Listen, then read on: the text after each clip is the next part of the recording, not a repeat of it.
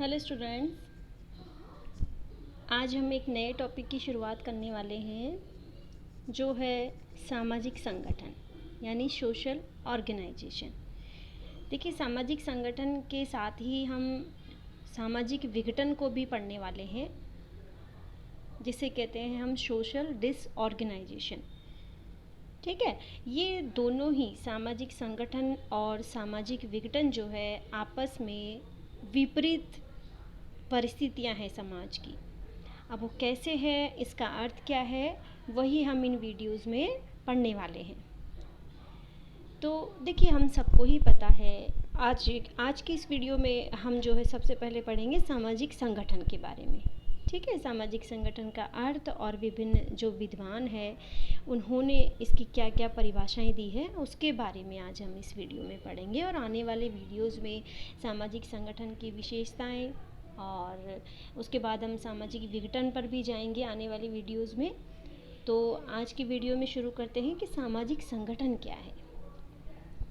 ठीक है, देखिए, हमारी जो लाइफ है वो स्टेबल नहीं है। हमारा जीवन जो है गतिशील है, और जहाँ पर गतिशीलता आती है तो वहाँ चेंज यानी कि परिवर्तन निश्चय रूप से आता है ना। अब हम देखते हैं कि जो पुराना टाइम था, पुराना जो हम कहते हैं प्राचीन काल या प्राचीन समय था, उस वक्त को लें और आज हम प्रेजेंट को लें, हम वर्तमान काल को लें, तो दोनों में ही देखिए परिवर्तन हुआ है। लेकिन वहाँ क्या है, परिवर्तन की गति भले ही धीमी है ना। अब जो परंपरागत समाज थे, सरल समाज और छोटे समाज में था, वहाँ ये परिवर्तन की गति जो है धीमी थी। लेकिन आज के वर्तमान में टेक्निक इतनी आ गई है कि चेंज पे चेंज और चेंज पे चेंज लगातार हो रहा है समाज में। और ये ऐसा नहीं है कि किसी व्यक्ति विशेष से संबंधित हो रहा है परिवर्तन, ऐसा नहीं है। पूरे समाज में जब उसका प्रभाव पड़ता है तभी हम उसको सामाजिक परिवर्तन या सामाजिक संगठन या सामाजिक विघटन की संज्ञा देंगे। अब सामाजिक संगठन कब हम कहेंगे और सामाजिक विघटन हम कब कहेंगे, उसी के बारे में आज हम देख लेते हैं। देखिए, ये अपन बात कर चुके, किसी समाज में परिवर्तन की गति धीमी होती है तो किसी में तेज होती है। पुराने समय में मान लीजिए धीमी थी और आज के वर्तमान में हम देखें कि वो तेज है, हम ये मान लेते हैं। लेकिन और ये भी हमें पता है कि जब चेंज आता है, कोई भी परिवर्तन आता है, तो उसका प्रभाव समाज पर निश्चित रूप से पड़ता है। जो पुराना ढर्रा है समाज की, जो पुरानी व्यवस्था है वो बदलती है और उसकी जगह पर, उसके स्थान पर एक नई व्यवस्था आ जाती है। चाहे वो सामाजिक नियम हो, चाहे वो समाज के कोई कायदे कानून हो, किसी भी तरह की सामाजिक व्यवस्था है वो बदलती है। क्योंकि जब तक बदलाव नहीं आएगा, नई व्यवस्था वहाँ रूप नहीं ले पाएगी और हम परिवर्तन की संज्ञा उसे वहाँ नहीं दे पाएंगे। लेकिन जब परिवर्तन आता है तो जो व्यक्ति है और जो समूह है, उनको उस बदली हुई जो परिस्थितियां हैं, जो कंडीशंस हैं, उनके साथ में तालमेल भी बिठाना पड़ता है ना। तो देखिए, आप खुद देखिए कि पुराने समय से लेके अब तक, हमारी दादी नानी के समय से लेकर आज हमारे समय तक कितना परिवर्तन हुआ है और हम सब उसको अडेप्ट करते जा रहे हैं। ठीक है, मतलब भले ही हमारी दादी या हमारे जो ग्रांड्स है वो हमें कहेंगे कि हमारे समय में तो ऐसा होता था, लेकिन हमें उससे फ़र्क नहीं पड़ता है, क्योंकि हम समय के साथ में बदलते जा रहे हैं। हम जैसा हमारा परिवेश है, जैसा हमारा समाज है, उसको हम एक्सेप्ट कर रहे हैं और उसी के अकॉर्डिंग जो है हम ढल रहे हैं। अब क्या होता है कि जहाँ पर बड़ी ही सुगमता से अगर हम समाज के साथ सामंजस्य स्थापित कर पाते हैं, तो वहाँ पर क्या होता है, सामाजिक व्यवस्था वैसी की वैसी बनी रहती है। तो उस कंडीशन को हम क्या कहेंगे, सामाजिक संगठन। यानी कि वहाँ पर जब सुगमता से सामंजस्य स्थापित हो पाता है तो वहाँ समाज संगठित कंडीशन में ही रहता है। अब इसके बिल्कुल अपोजिट अगर बात करें, इसके बिल्कुल विपरीत हम बात करें, जहाँ बदली हुई परिस्थितियों में व्यक्ति और समूह जो है आपस में सामंजस्य स्थापित नहीं कर पाते हैं, वहाँ पर क्या होता है, बहुत सारे व्यक्तिगत, बहुत सारी सामाजिक समस्याएं जो है वहाँ पर पैदा हो जाती है। तो वहाँ क्या होता है, समाज में विघटन की कंडीशन आ जाती है, वहाँ समाज जो है विघटन की ओर अग्रसर होने लगता है। तो देखिए, मेन जो बेसिक डिफरेंस है सामाजिक संगठन और सामाजिक विघटन में यही है। ठीक है, अब क्या है, समाज कोई ऐसा नहीं है कि सिर्फ एक इकाई है। समाज कोई अखंड व्यवस्था नहीं है, वो खंडों से बनी हुई है, उसमें बहुत सारी इकाइयाँ जुड़ के जो है समाज बना है। और सभी ये जो सारी इकाइयाँ हैं समाज की, ये नियमित रूप से एक क्रम में बंधकर एक निश्चित जो है समाज का रूप जो है प्रस्तुत करती है। तो उससे क्या होता है, समाज में संगठन पैदा होता है। और जो ये सारी इकाइयाँ हैं समाज की, उसमें आपस में संबंध पाया जाता है। ये प्रकार्यात्मक संबंध हम जिसकी बात कर रहे हैं कि इन इकाइयों में आपस में जो संबंध होता है कार्यों को लेकर, ये इसके बारे में हम हमारे पिछली वीडियोस में भी काफ़ी पढ़ चुके हैं। तो सभी इकाइयाँ क्या होती है, हम प्रकार्यात्मक संबंध किसको कहेंगे, जहाँ पर समाज की जो समाज को बनाने वाली इकाइयाँ हैं वो आपस में कार्यों के आधार पर एक दूसरे से संबंधित हो, तो उसे हम क्या कहेंगे, प्रकार्यात्मक संबंध। अब संगठन अगर नहीं होगा तो संगठन के अभाव में कोई भी समाज जो है ठीक से काम कर नहीं सकता। आप अगर इस बात की तुलना आप इस चीज़ को ऐसे लीजिए कि एक ऑफिस है, ऑफिस में 15 लोगों का स्टाफ है। अब अगर स्टाफ की अलग अलग जो कमेटियाँ बनी हुई है, क्योंकि ऐसा नहीं है कि एक कमेटी अपने आप में अपने सारे काम पूरे कर लेगी या पूरे ऑफिस को वो अपने आप संभाल लेगी, ऐसा नहीं है।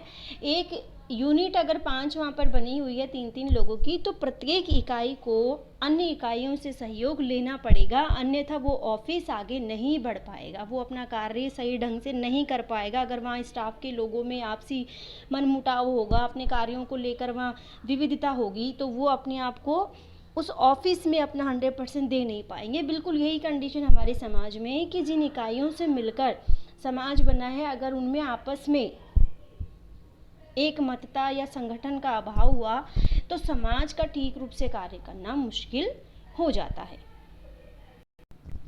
अब देखिए, हम बात करते हैं कि सामाजिक संगठन का अर्थ क्या है। तो संगठन से तात्पर्य ऐसी संरचना से है जिसमें विभिन्न निर्माण इकाइयाँ एक सूत्र में आबद्ध हो, यानी कि जुड़ी हुई हो। जब किसी संरचना की निर्णायक इकाइयाँ प्रकार्यात्मक संबंध के आधार पर, जिसकी अभी हमने बात की, प्रकार्यात्मक संबंध के आधार पर इस प्रकार सुव्यवस्थित हो कि उनसे मिलकर एक विशिष्ट रचना निर्मित हो, तो इसे संगठन के नाम से पुकारते हैं। आए समझ में? तो इसमें क्या होता है, सामाजिक संगठन या संगठन की हम बात करें तो संगठन का मतलब एक ऐसी संरचना से है जिसमें विभिन्न निर्णायक इकाइयाँ, जो जिन इकाइयों से वो बना हुआ है संगठन, वो सारी इकाइयाँ एक सूत्र में बंधी हुई हो और उनमें क्या हो, प्रकार्यात्मक संबंध हो। ठीक है, अगर एक निश्चित क्रम में बंधी हुई हो, एक सूत्र में नियमित रूप से बंधी हुई हो और उनमें प्रकार्यात्मक संबंध हो, उसके आधार पर वो सुव्यवस्थित हो, तो उनसे मिलकर जो रचना बनती है उसे हम संगठन कहेंगे। और समाज के संदर्भ में यदि बात करें तो उसे हम सामाजिक संगठन की संज्ञा देंगे। ठीक है, अब अगर हम देखें तो आप इस चीज़ को ऐसे लीजिए कि प्रत्येक निर्णायक इकाई अपनी अपनी इच्छित कार्यों को करती हुई पूरे समाज की एकता को बनाए हुए रखती है ना। तो उससे क्या होता है, सामाजिक संगठन का जो उद्देश्य है उसकी पूर्ति होती है, यानी कि समाज हमारा सही ढंग से कार्य कर पाने में समर्थ हो पाता है।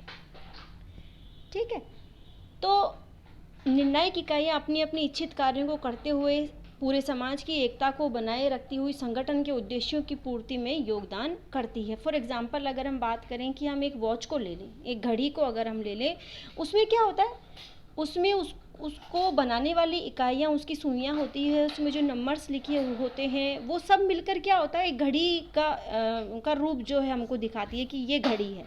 और उसमें जो उसकी इकाइयाँ हैं जिनसे मिलकर घड़ी बनी है, वो अपने तय कामों को एक साथ में करती है, जिससे क्या होता है कि हमें लगता है कि ये घड़ी है और ये सही ढंग से चल रही है। यानी कि घड़ी की संपूर्णता को बनाए रखने में वो सारी सुइयाँ या जो भी उसमें चीज़ें हैं वो सब उसमें योगदान करती है, तब जाके घड़ी का होना वहाँ पर सफल होता है ना। तब जाके घड़ी क्या होता है, अपने उद्देश्य में सफल हो पाती है।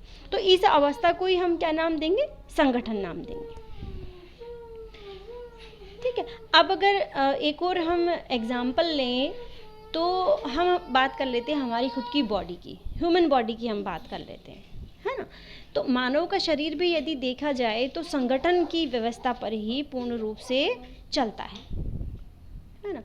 अब मैंने स्लाइड में भी लिखा है कि जब समाज की विभिन्न निर्माण इकाइयाँ जैसे परिवार, विभिन्न प्रकार की समूह, ग्राम, नगर, विवाह व्यवस्था, ये सब क्या है, समाज की निर्णायक इकाइयाँ हैं, निर्माण करने वाली इकाइयाँ हैं, है ना।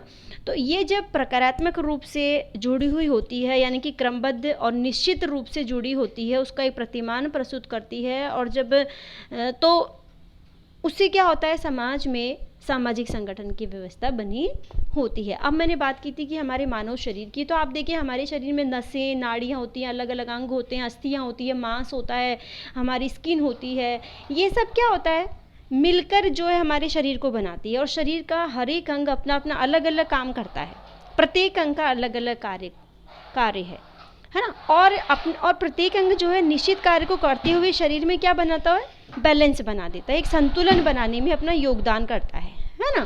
कि क्योंकि अगर किसी व्यक्ति का हाथ नहीं है, या हाथ कार्य करना बंद कर दिया, पैर काम करना बंद कर दे, नाक अगर काम करना बंद कर दे, तो आप देखिए कि शरीर का संतुलन या बैलेंस जो है वहाँ पर बिगड़ जाता है। तो उस कंडीशन में हम कहते हैं कि हमारा शरीर जो है बीमार है ना। लेकिन जब सारी इकाइयाँ अपना निश्चित कार्य करते हुए संतुलन को बनाने में योगदान करती है, तो उस कंडीशन में हम देखते हैं कि शरीर का अपना एक संगठन होता है।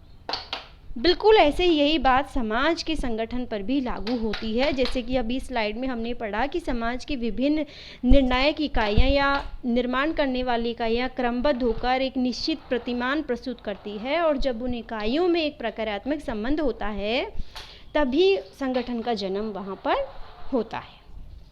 अब संगठन की जो इकाइयाँ हैं मुख्य, उसके बारे में भी मैंने बता दिया कि किन किन इकाइयों को हम इसमें मानते हैं। जैसे परिवार हो गया, कई सारे ग्रुप्स हो गए, गांव हो गया, नगर हो गया, या कार्य प्रणाली हो गई समाज की, विवाह संस्था हो गई, आर्थिक और सामाजिक संस्था, या समाज जो भी चीज़ हमें समाज में दिखाई दे रही है, व्यक्तिगत नहीं, सामाजिक जो चीज़ हमें दिखाई दे रही है, वो सब मिलकर एक सुव्यवस्थित ढंग से जुड़कर यदि समाज की व्यवस्था को सही ढंग से चलाने में योगदान दे रही है, तो हम उस कंडीशन को ही क्या कहेंगे, सामाजिक संगठन कहेंगे।